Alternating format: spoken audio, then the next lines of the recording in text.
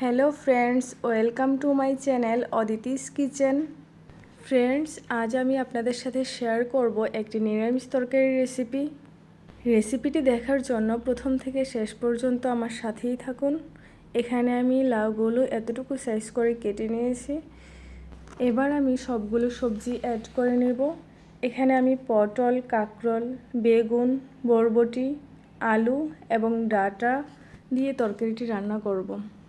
তরকারিটি রান্না করার জন্য আমি একটি মশলা বানিয়ে নেব। এখানে মশলা বানানোর জন্য এখানে নিয়েছি কয়েকটি কাঁচামরিচ, কয়েক টুকরো আদা, 3টে শুকনো মরিচ এবং 1 চামচ জিরে। এই মশলাগুলো একটু পানি দিয়ে ব্লেন্ড করে নিব। আপনারা চাইলে বেটেও দিতে পারেন, তবে ব্লেন্ড করার থেকে বাটা মশলার স্বাদ কিন্তু অনেক বেশি। তেল গরম হয়ে গিয়েছে। এখন আমি এর মধ্যে একটি শুকনো মরিচ, 2টো তেজপাতা, 2টি দারুচিনি এবং 5 ফোড়ন দিয়ে দিব। এগুলো একটু ভাজা হয়ে গেলে আমি ব্লেন্ড করা মশলাগুলো অ্যাড করে নেব। এখন আমি এর মধ্যে 1 চামচ লবণ, 1 চামচ হলুদের গুঁড়ো এবং 1/2 চা চামচ মরিচের গুঁড়ো দিয়ে মশলাটা ভালো করে কষিয়ে নেব। মশলাটি অল্প আঁচে ভালো করে কষিয়ে নিতে হবে। বেশি আঁচে মশলাটি কষালে মশলাটি পুড়ে যাওয়ার সম্ভাবনা থাকে। আপনারা অল্প অল্প আঁচে মশলাটি কষিয়ে নেবেন। আমার মশলা প্রায় কষানো হয়ে গিয়েছে, তেলগুলো উপরে উঠে এসেছে। এখন আমি সবজিগুলো মশলাটির উপরে দিয়ে দিব। মশলাটির সাথে সবজিগুলো ভালো করে অ্যাড করে নিব। তরকারিটা ভালো করে কষানোর জন্য আমি সবজিগুলো ঢেকে দিব।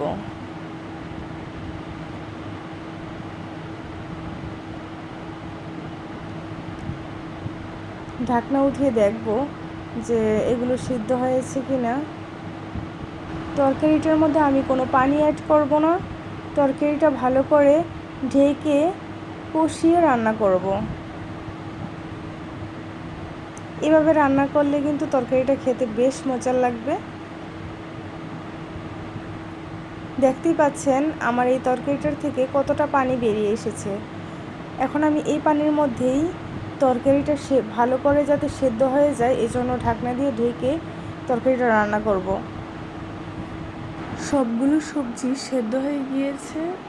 এখন আমি এগুলো নেড়ে চেড়ে এগুলোর মধ্যে আমি ধনেপাতা কুচি দিয়ে আরেকটু রান্না করে নামিয়ে নেব। ফ্রেন্ডস, আমার এই ভিডিওটি যদি ভালো লেগে থাকে তাহলে লাইক, কমেন্ট অ্যান্ড শেয়ার করে দিবেন।